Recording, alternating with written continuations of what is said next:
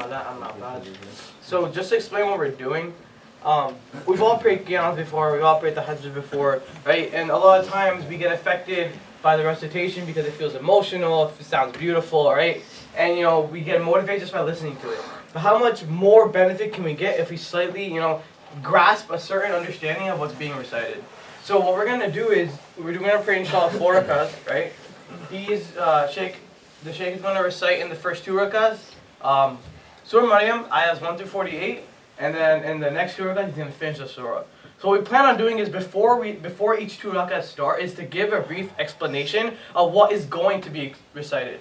So that as we're listening to it, we can get a general idea of what's going on, right? Obviously, we're not going to explain to you the meaning of every verse here and there. We're not doing any tafsir or anything like that. We don't have the time for it. But just a generalized summary of what's going on, right?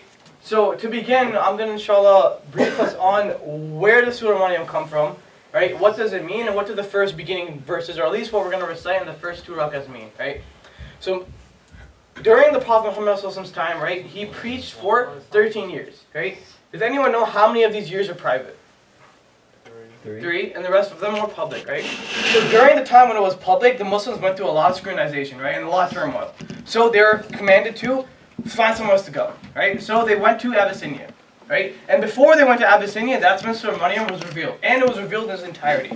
So the person who was appointed to talk to the leader of Abyssinia, the Najas, right, it was Ja'far radiallahu anhu. And you recited Surah Maryam, it helped them out a lot, right? Because the Abyssinian king was a Christian, and Surah Maryam resonated very well with him, right? So it has this continuous theme of mercy and getting them through stuff, right? Which is a theme we're going to see a lot in Surah Maryam. So Surah Maryam begins. And what does it begin with? It begins with the story of Zakaria alayhi salam and him wanting a what? Do anyone know? A son, right? So Zakaria alayhi salam is very old, right? And he's at a very difficult point in his life, right? Very old, his hair is white, his bones are weak. And he and his wife have been trying for a very long time to have a son.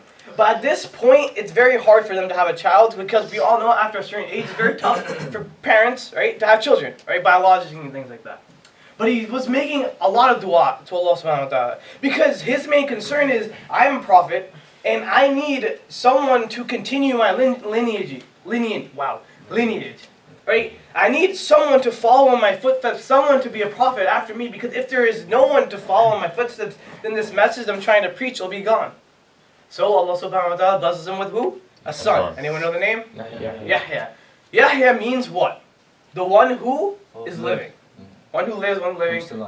Live, right? So this is a surety to Zakaria alayhi salam that your son that you have, he will live and he won't die, right? So then we get this story. And inshallah, we'll go into further detail what this means, but it's the same theme, right? A perseverance and mercy, whatever, right? So then the surah transitions to what? The story of Maryam and the birth of Isa, right? So Maryam, we know is who? Is a very righteous woman, and she was doing what in the masjid? Itikaf. Similar to what we're doing here, although the masala, whatever, the other parts, I don't know if you want to consider the top of masjid, but similar to what we're doing here, right? Itikaf, we spend long times in the masjid doing ibadah, doing dhikr, right? So there was one point in her life, and we talked about this in a halaqah before, where who came to her? An angel, right? In a very, very handsome way, right? So this was the first test that Maryam what do you say? Whatever, right? Sorry, I'm tired. So he comes, and this is her first test, right? How are you going to handle an individual that is this handsome coming up to you? So what does Maryam say? That if you fear Allah, then leave.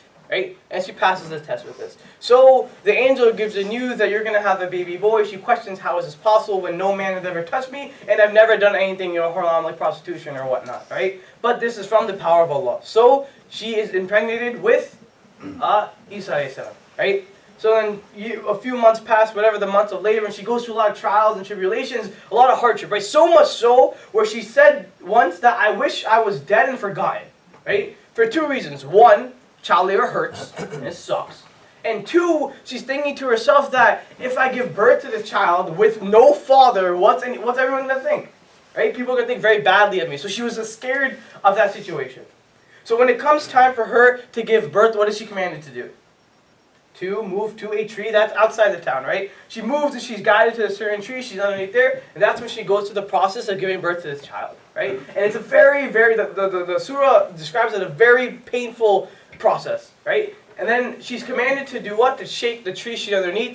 Dates fall from the tree, she eats them, it gives her energy, makes her feel better, and then Isa alayhi salam is born, right? And then she goes back into town. And long story short, she's thinking to herself, what do I do? What do I do? People are going to question me, right? And when she goes into the town, the people look at her like, you out of all people? Do you not remember what your family was? Where you came from? You of all people did something like this? But she was commanded earlier to do what? Not to speak, but let Isa alayhi salam speak, right? And what's amazing is, in the story of Zechariah, right? He wanted to make sure that the child that he would get was definitely from Allah. So what was he going through? Allah subhanahu wa ta'ala took away his speech. For 3 days, Zechariah wasn't able to talk, and that was a sign that Yahya was given to him from Allah. So this is an ongoing theme in these surahs. So Isa speaks, and I can't exactly remember the words that he said, but basically he proved that he is a prophet, right? This wasn't done through any haram means, and that he is a righteous birth and he will become a righteous person, right? So this is very, very long story short and a lot of paraphrasing because we don't really have that much time. But this is the chunk of what we're going to listen to in the next 2 rakats, right? So inshallah, keep these stories in mind, reflect upon them because there's a lot of lessons that have to do with these stories. Try to derive your own, but obviously focus on your prayer, and inshallah will benefit from it. And with that, I will hand it over. Everyone get your recorders out. Already have it. Allahu Akbar.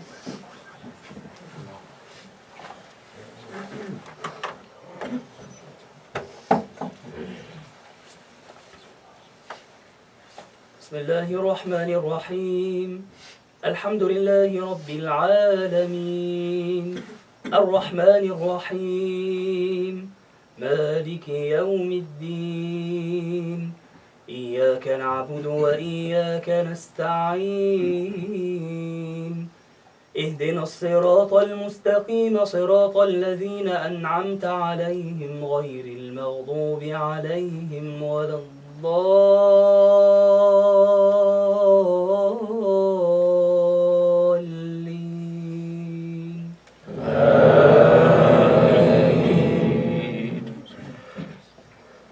بسم الله الرحمن الرحيم كافها يا عين صاد ذكر رحمة ربك عبده زكريا إذ نادى ربه نداء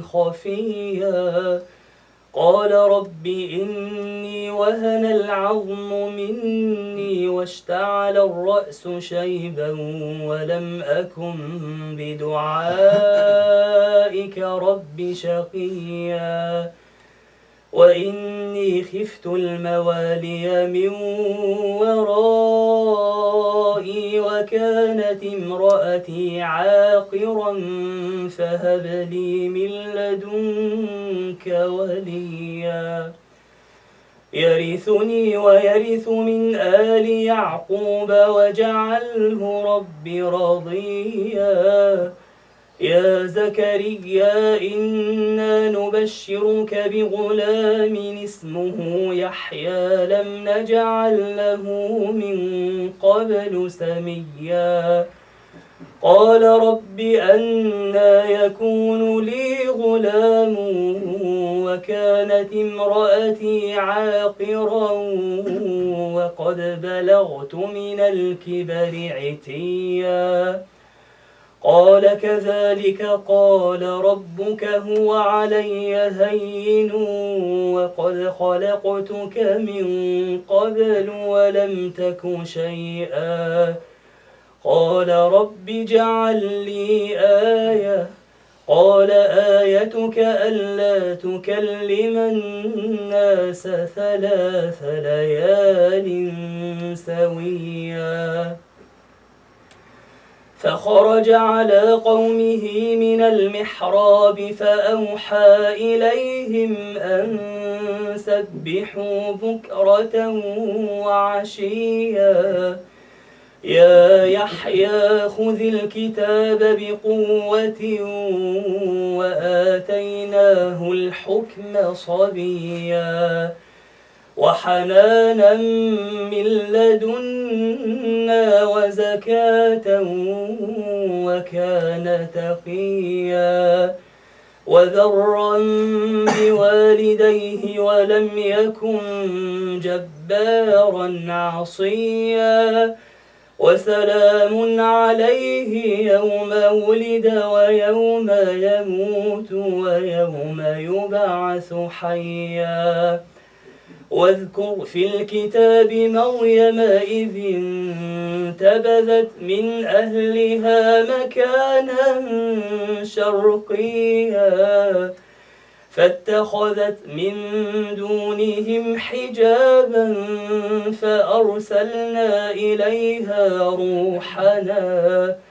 فأرسلنا إليها روحنا فتمثل لها بشرا سويا قالت إني أعوذ بالرحمن منك إن كنت تقيا قال إنما أنا رسول ربك لأهب لك غلاما زكيا قالت أنى يكون لي غلام ولم يمسسني بشر ولم أك بغيا قال كذلك قال ربك هو علي هين ولنجعله آية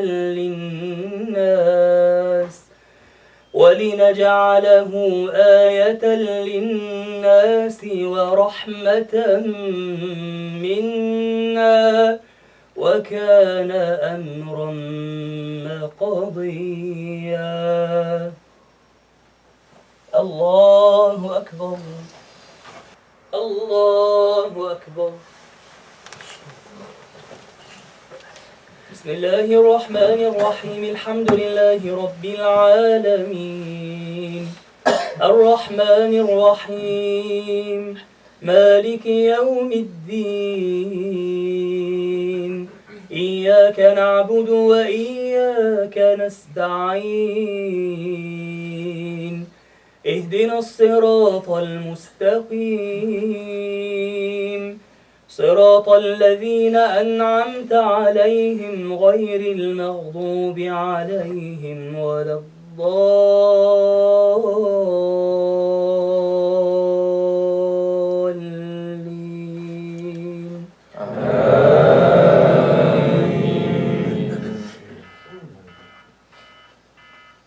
فحملته فانتبذت به مكانا قصيا فأجاءها المخاض إلى جذع النخلة قالت يا ليتني مت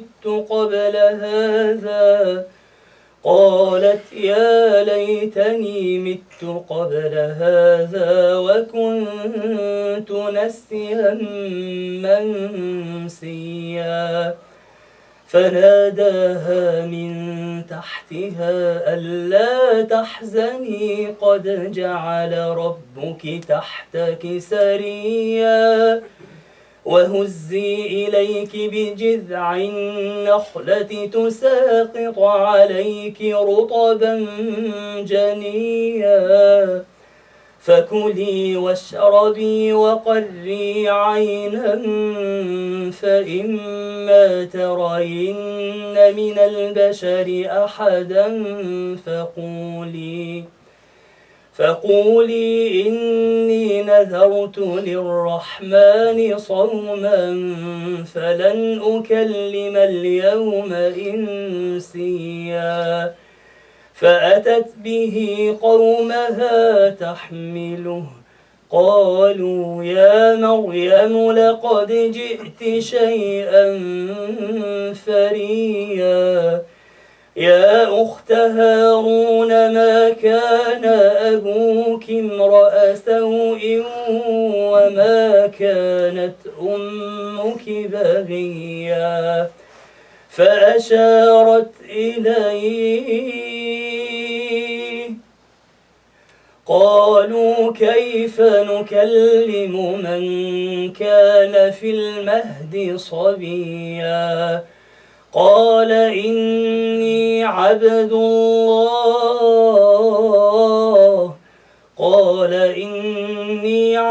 الله آتاني الكتاب وجعلني نبيا وجعلني مباركا أينما كنت وأوصاني بالصلاة والزكاة ما دمت حيا وبرا بوالدتي ولم يجعلني جبارا شقيا والسلام علي يوم ولدت ويوم أموت ويوم أبعث حيا ذلك عيسى بن مريم قول الحق الذي فيه يمترون ما كان لله أن يتخذ من ولد سبحانه إذا قضى أمرا فإنما يقول له كن فيكون وإن الله ربي وربكم فاعبدوه هذا صراط مستقيم فاختلف الأحزاب من بينهم فويل للذين كفروا من مشهد يوم عظيم أسمع بهم وأبصر يوم يأتوننا لكن الظالمون اليوم في ضلال مبين وأنذرهم يوم الحسرة إذ قضي الأمر وهم في غفلة وهم لا يؤمنون إنا نحن نرث الأرض ومن عليها وإلينا يرجعون الله أكبر. السلام عليكم ورحمة الله وبركاته. بسم الله الحمد لله والصلاة والسلام على رسول الله وعلى آله وصحبه ومن والاه أما بعد. Okay, so Rahat did a pretty good job summarizing the first half of what was discussed in Surah Maryam.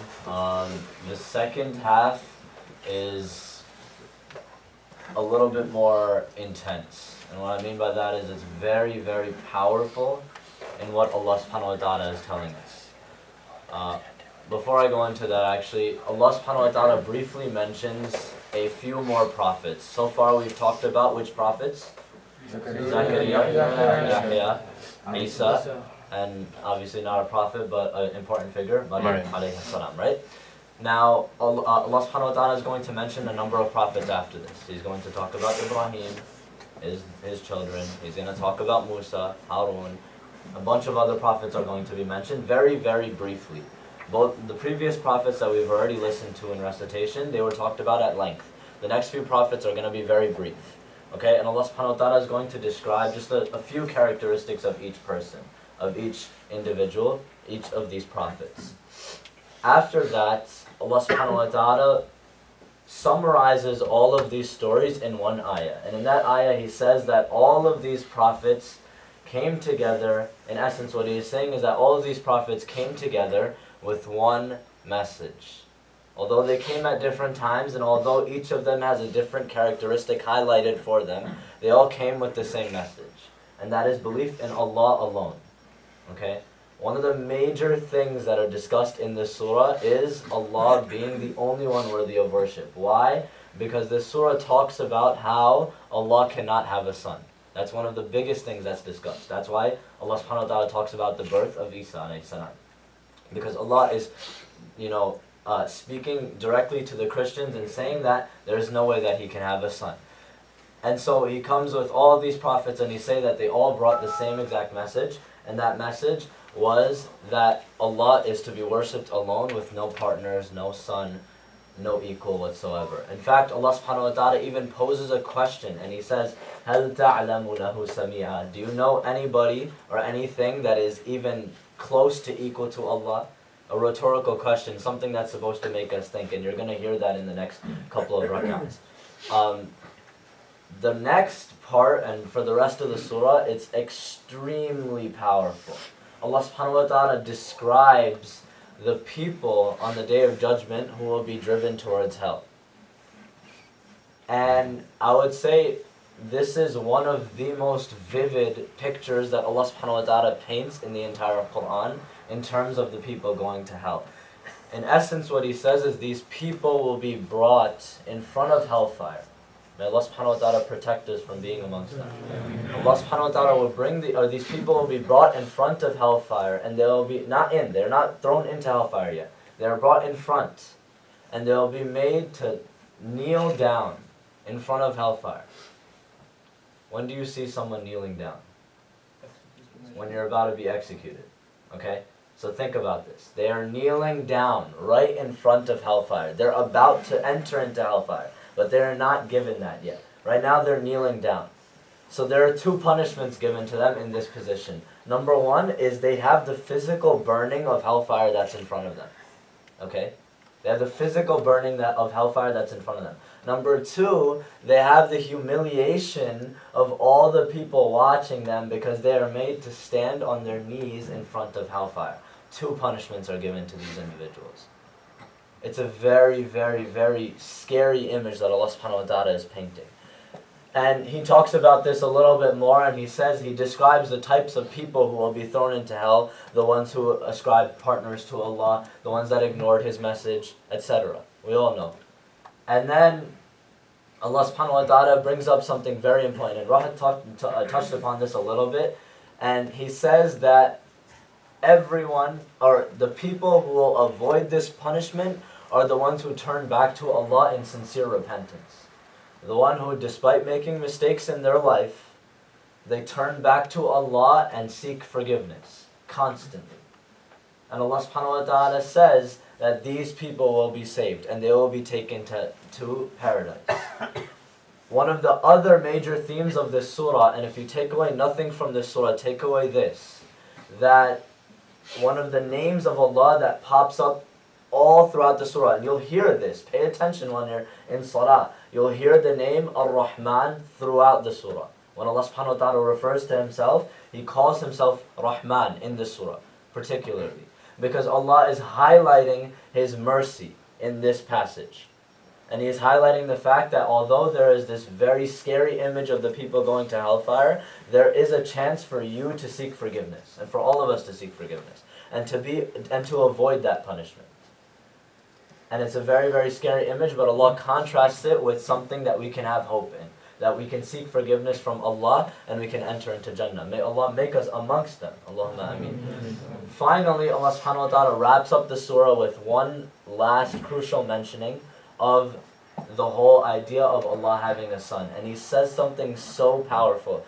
He says that some people will say that Allah has taken a son for Himself. And Allah says that the skies would begin to shake and the earth would split open. Imagine this. Really begin to think about this.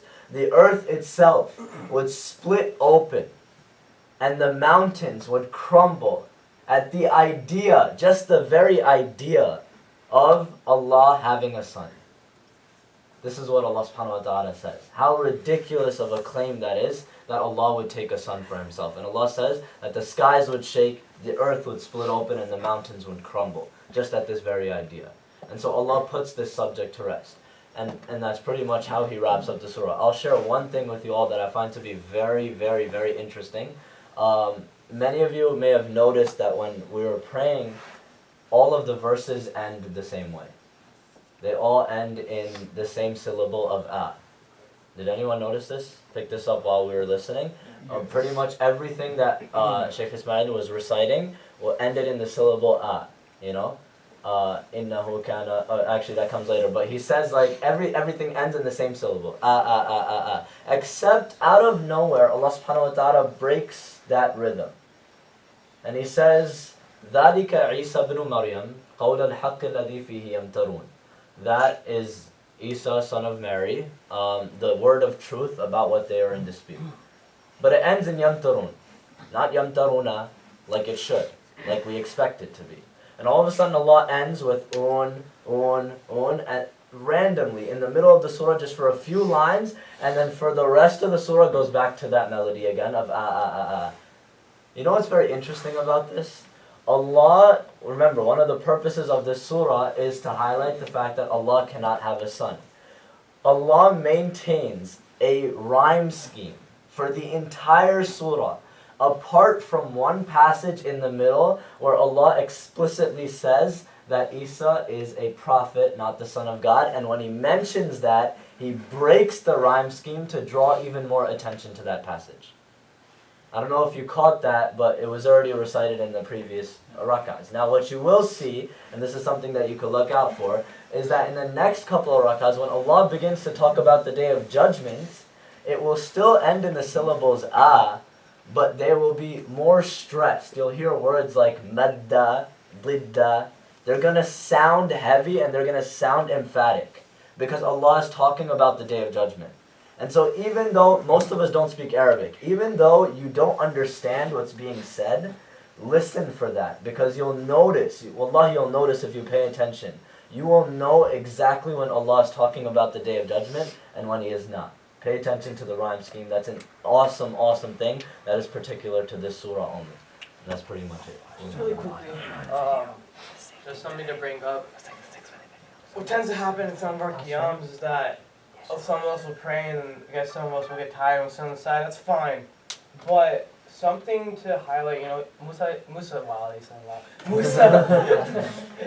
mentioned hellfire. And it was asked once, why is the air in the last third of the night the most calm? It's because none of the hypocrites are up. Right? We know that the hypocrites get the worst part in hellfire. So an individual could be awake, but that doesn't necessarily mean your heart is awake. So in these last few hours of our night, when Allah subhanahu wa ta'ala descends Himself to the last levels of heaven to call upon us, to ask us, if you want something, I'm here. Right? So yes, we may want to sit down and just listen for a bit, but ask yourself, is my heart awake and does my heart want to stand? And if your heart wants to stand, then you will stand. And I'm telling you, this is your conversation with your Lord. So if there's anything you want, ask it. Zakaria alayhi salam asked Allah subhanahu wa ta'ala for a son, and he was given a son who wasn't just a regular boy but became a prophet, because he made dua alone at night. Obviously we're not alone, but we have the night. We all have ourselves internally. Right? Surah Maryam emphasizes dua. Dua upon dua upon dua, that if you persevere and you ask for dua, you'll be given the things you want. So when we have we have almost 30, 40 minutes left. Stand for the next 40 minutes. Ignite the conversation with your Lord and ask your Lord for whatever you want. Don't let the tiredness prevent you from getting a little bit closer to the gates of Jannah. Don't let the air be filled by the breaths of the hypocrites. Let it be filled with the air of your dua. So I encourage everyone to stand and everyone to try to pray just 2 more rakahs, and then we'll be done with or whatever in the Fajr.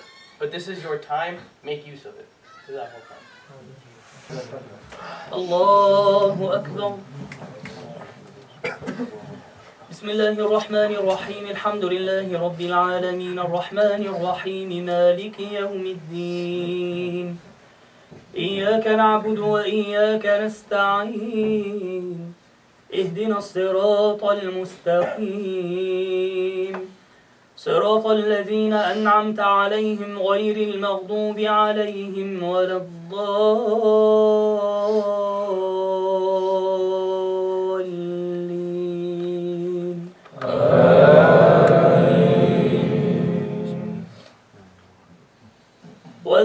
في الكتاب إبراهيم إنه كان صديقا نبيا إذ قال لأبيه يا أبت لم تعبد ما لا يسمع ولا يبصر ولا يغني عنك شيئا يا أبت إني قد جاءني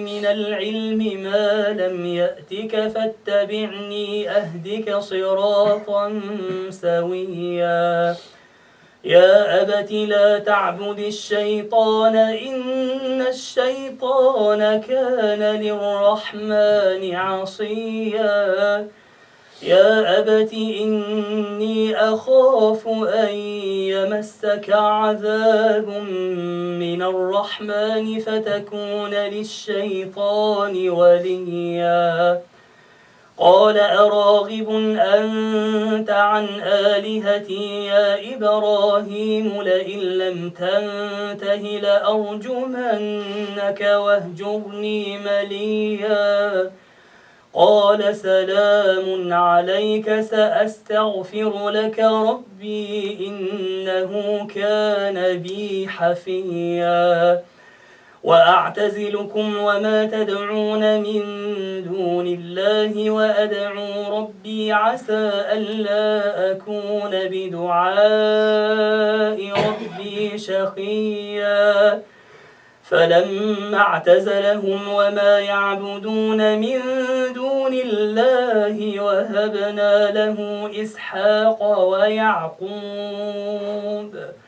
وكلا جعلنا نبيا ووهبنا لهم من رحمتنا وجعلنا لهم لسان صدق عليا واذكر في الكتاب موسى إنه كان مخلصا وكان رسولا نبيا وناديناه من جانب الطور الأيمن وقربناه نجيا ووهبنا له من رحمتنا أخاه هارون نبيا واذكر في الكتاب إسماعيل إنه كان صادق الوعد وكان رسولا نبيا وكان يأمر أهله بالصلاة والزكاة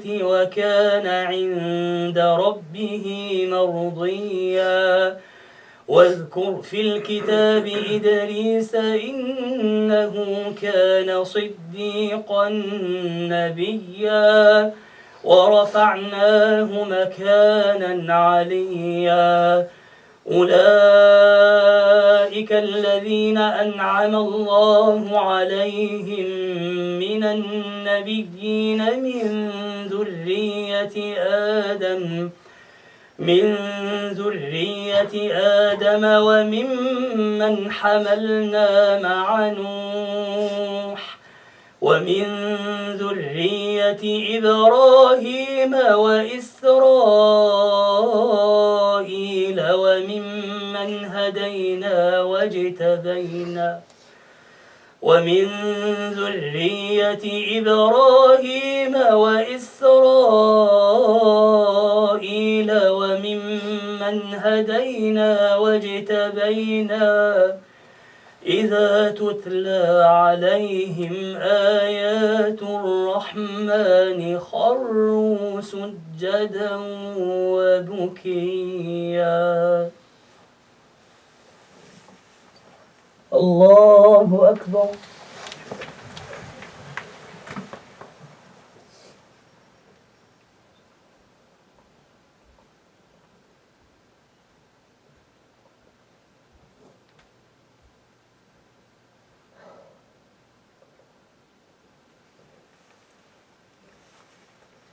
الله أكبر.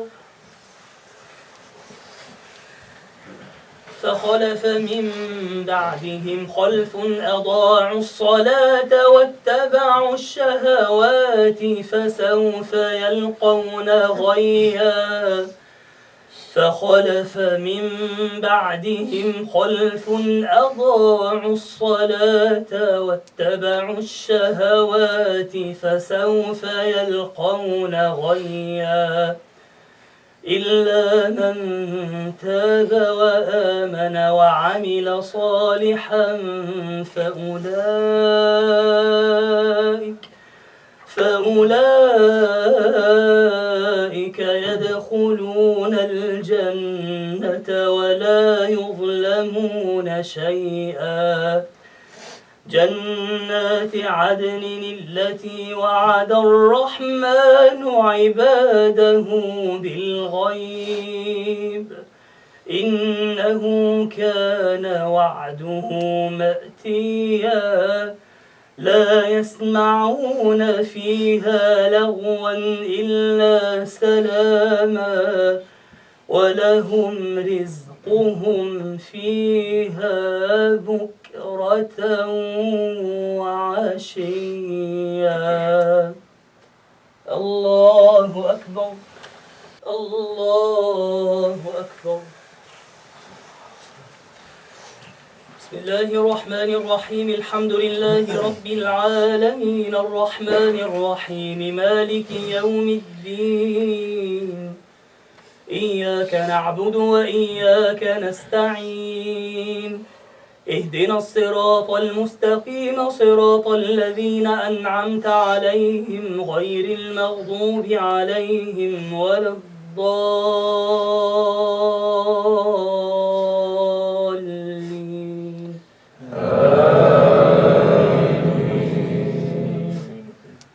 تلك الجنة التي نورث من عبادنا من كان تقيا وما نتنزل إلا بأمر ربك له ما بين أيدينا وما خلفنا وما بين ذلك وما كان ربك نسيا رب السماوات والأرض وما بينهما فاعبده واصطبر لعبادته هل تعلم له سميا ويقول الإنسان أإذا ما مت لسوف أخرج حيا أولا يذكر الإنسان أنا خلقناه من قبل ولم يك شيئا فوربك لنحشرنهم والشياطين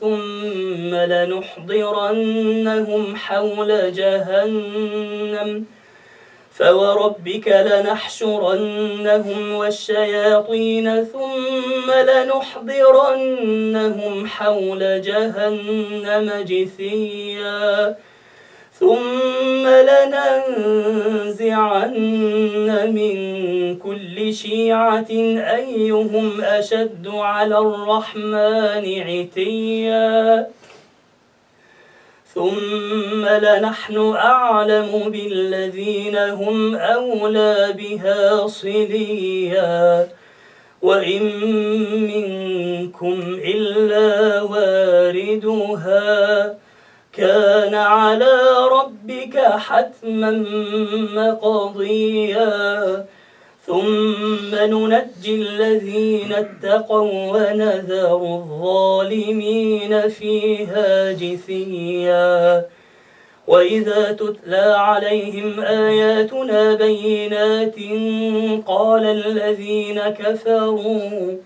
قال الذين كفروا للذين آمنوا أي الفريقين خير مقاما قال الذين كفروا للذين آمنوا أي الفريقين خير مقاما وأحسن نديا وكم أهلكنا قبلهم من قرن هم أحسن أثاثا ورئيا قل من كان في الضلالة فليمدد له الرحمن مدا حتى إذا رأوا ما يوعدون إما العذاب وإما الساعة فسيعلمون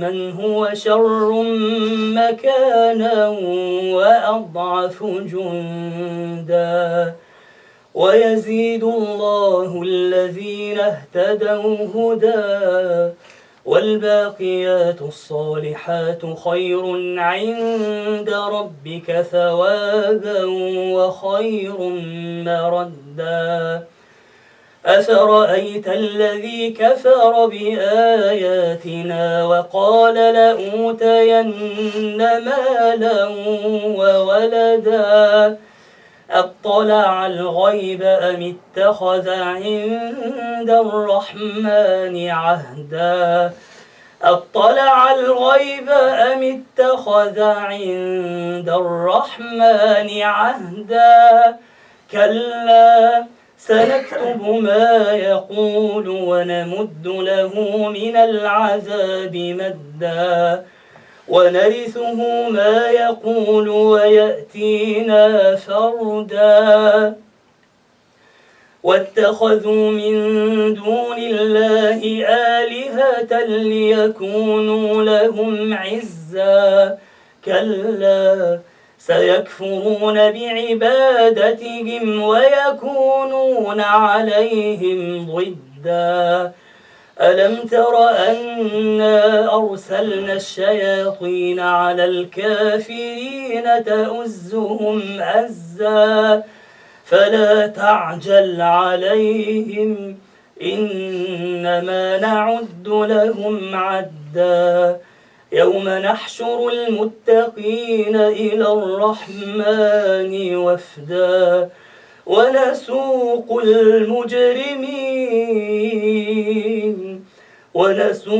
المجرمين إلى جهنم وردا لا يملكون الشفاعة إلا من اتخذ عند الرحمن عهدا وقالوا اتخذ الرحمن ولدا لقد جئتم شيئا إدا تكاد السماوات يتفطرن منه وتنشق الأرض وتخر الجبال هدا أن دعوا للرحمن ولدا وما ينبغي للرحمن أن يتخذ ولدا وما ينبغي للرحمن أن يتخذ ولدا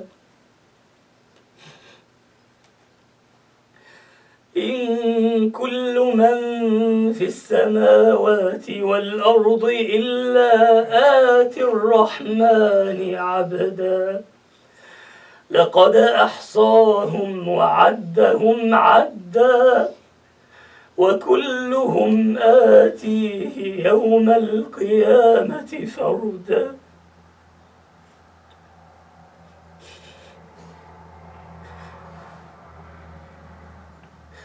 لقد أحصاهم وعدهم عدا وكلهم آتيه يوم القيامة فردا إن الذين آمنوا وعملوا الصالحات سيجعل لهم الرحمن ودا فإنما يسرناه بلسانك لتبشر به المتقين وتنذر به قوما لدا وكم أهلكنا قبلهم من قرن هل تحس منهم من أحد أو تسمع لهم ركزا الله أكبر.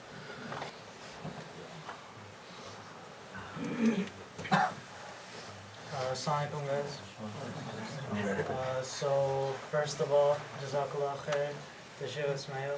It was truly an amazing experience. Just being behind you for this Qiyam. It was a very powerful surah. I think that tafsir actually did help a lot for a lot of guys. I know it helped me, but so I was asked to do the gems, which is basically some lessons, some points we can take from this surah that we can apply ourselves. So before I start, I'd like to say that I cannot do justice to this surah or any surah, and this surah in particular, that there's so many gems from this one surah alone. And if I were to go through all the gems that even I'm thinking of right now, we just don't have that kind of time. We'll have another Qiyam full day. But so the first thing I'd say is I'd really recommend that every single one of you research this surah. Research other surahs as well, but this surah is extremely powerful and extremely relevant to us as Muslims, as youth. So really take the time to study this surah yourself, come up with the gems yourself, because everyone knows that everything hits people in different ways. So what I'm going to tell you is how it affected me, the points that I can take away from this. For the sake of time, I'm going to condense it to 5 main points that I took away from this. So the first one would be dua, right? It's mentioned in Surah Maryam in the part where it talks about Zakaria alayhi salam, when he asked Allah subhanahu wa ta'ala for a son. Keep in mind that Zakaria is at a very advanced age. They said that his wife was barren. So, meaning that they can't have kids. They're at the age where it's no longer possible. Not only that, but it said that it's not like they weren't trying before. They had tried to have children when they were young and it didn't happen. And now they're old, so now it's almost like, okay, it didn't happen when they were younger, why is it going to happen now? When it's impossible, it would seem. But Zakaria alayhi salam made dua to Allah, but please allow me to have a son. Now why is that important to us? That one dua. The reason why is that we know that Zakaria alayhi salam's dua was accepted and given to him. He was given his son, he was given Yahya. Understand that it's pretty ridiculous to have a son at that age. Like I said, almost impossible. But Allah subhanahu wa ta'ala can turn the impossible into possible. He doesn't have those limits because He's infinite. He can do whatever He wants at any point, right? So why bring that up? For something so impossible to happen, something like an old man having a child that he had never, or always wanted but could never have. That's something that is probably more impossible than the du'as that we think of. Getting that A. You know, like most of us think like that. I need that A, or I need to pass this class, or whatever it may be. Maybe it is more serious. But understand that, and I did pick this up when Imam Asif was teaching it to me, and a couple other guys, is that if a dua is asked for in the right etiquette, at the right time and for the right purpose, it will be granted immediately. Now for Zakaria alayhi salam, the dua that he gave for a son, primarily he asked for a son to serve Allah subhanahu wa ta'ala, to continue the word of Allah subhanahu wa ta'ala. Yes, he wanted a child for himself as well. He always wanted a child, but primarily it was for Allah subhanahu wa ta'ala, and that is why he got a son right away. So there is a certain etiquette to making dua. Coincidentally, a lot of those situations where dua is best, we're in it right now. A dua is definitely, Allah subhanahu wa ta'ala will answer a dua most likely at night, in the last third of the night, as Rahat was mentioning. Most likely it should be private. The best way to do it is to make it private. So yes, we just prayed our Qiyam together, but also make sure you're dedicating your time to making that one dua that you need. And the third thing for dua is you have to have that desperation. Now I don't mean like what we're all probably thinking, but understand that if this is something that you really, really want, then make Allah subhanahu wa ta'ala know that you really, really want it. It's not something like, hey, if you, like, you know, like, if you really, like, an A would be great, you know? But it's something that you actually want. Something that you actually feel like you need. And then Allah subhanahu wa ta'ala will answer you. And we know Allah answers dua in different ways, so don't think that if it hasn't happened right away that it's not being answered. So that is the first gem that I had. The second one is about being dutiful to our parents. As youth, we face this every single day. For those of us who still have both of our parents, or even if one parent, or whatever the situation might be, it's something that we have to deal with every single day. When we feel like, oh, our parents are nagging us, our parents make me do this, parents make me do that, they don't understand me. Understand that they are still, at the end of the day, they're your parents. Allah subhanahu wa ta'ala gives us so many situations in this surah alone. And if you were careful, you can understand, Yahya alayhi salam, they said he was dutiful to both his parents. As the surah keeps going, they talk about Isa alayhi salam, where he was dutiful to his one pious parent, Maryam alayhi salam.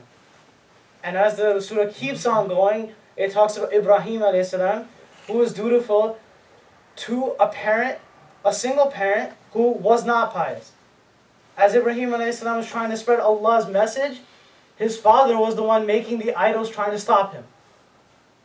So Allah gives us so many different situations of dealing with our parents.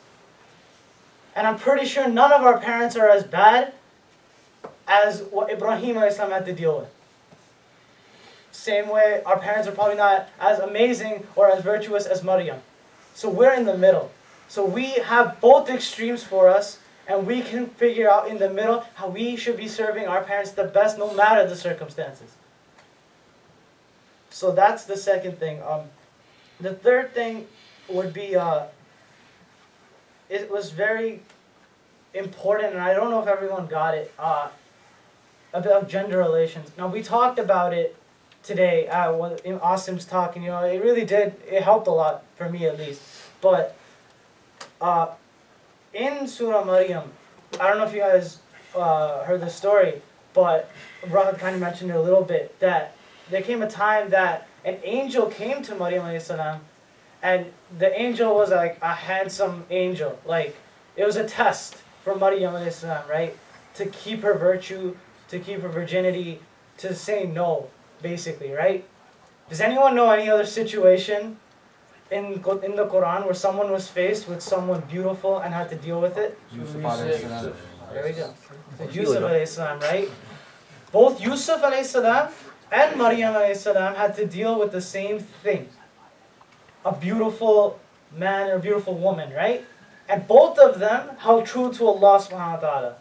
Now Imam Asif said, and it was so powerful, that this one test can make you among the people of Maryam alayhi salam or Yusuf alayhi salam, or if you fail it, you could become like the people of Lut, the people who didn't pass that test. From that low to this high. And it's up to you just to pass this one very difficult and important test that we are all going to face if you have not faced it already. As youth in America, you guys understand, I don't have to explain to you that fitna is out there. It's up to us to figure out how we are going to deal with it. Are we going to be among the people of Yusuf and Maryam, or are we going to be like Lut? The ones that everyone jokes about all these years later. That's a choice that we need to make. The next thing is, and I'm wrapping up, this is the fourth and then one more, is just staying balanced. Allah subhanahu wa ta'ala talks about Musa mentioned a bunch of times how he kept talking about Isa alayhi salam's birth and Isa alayhi salam not being his son. Now we know that the other groups of people, some hold him in very high esteem. Jesus is their God, or their son of God. And then there's other people who hold him in a very, very low esteem. I'm not going to talk about those people, but they don't see Jesus as God, they see him as like a fraud. Now what we know in Islam is that we hold him in very high esteem. He's a prophet. He's one of the prophets. Many miracles from him. And at the same time, we understand that he is not the son of God. That he is not put on that pedestal of Allah subhanahu wa ta'ala, because Allah is here and no one else is at that level. So as Muslims, everyone knows Islam is all about moderation, that we don't go to one extreme and we don't go to the other extreme. We stay level. We stay in the middle. That's what we need to understand as Muslims. That do not go into that one extreme where you're holding Isa alayhi salam at that level, but also do not degrade him, because he was still a very blessed prophet, given so many miracles and so many lessons we can take from. And the very last thing, and I think it's probably the one that hits me the hardest, is just understanding when this surah was revealed, and the very end that Musa was talking about of how the people are the punishments of those people. Understand that, like Rahat said, this was when Islam was finally coming out to the people, and they shunned Muhammad sallallahu alaihi wasallam. They shunned the Sahaba. They shunned Islam. It could have died right there. Small group of people in the land of Arabia surviving, and it got up to the point where we are today. Basically, what I'm trying to say, and I think what Allah subhanahu wa ta'ala points out, the final gem, and then I'll wrap up, is that Allah subhanahu wa ta'ala had their back 1500 years ago, and even before that for the other prophets, and He has our back today. That we are living in America right now where Islam is not very well liked right now. We all know that. The media is attacking us left and right, telling us Islamophobia. Donald Trump is the leading Republican candidate, all because he says that Muslims shouldn't be here. That's what we're living in today. Yes, we are not in the extreme of the Prophet ﷺ where he was literally being persecuted, but really, we're not in the best situation right now either. But understand that if Allah had their back then, He will definitely have our back now. And the Quran is timeless. The situations that it was given to in the past does not mean the situation does not exist today. So, with that being said, hold true to your dua, be dutiful to your parents, remain balanced, and on top of everything, remember that Allah will always have your back, no matter what. So don't be afraid to turn to Him. And the night's not done yet. So if anyone wants to make that personal reflection, now's the time to do it. And that's pretty much it.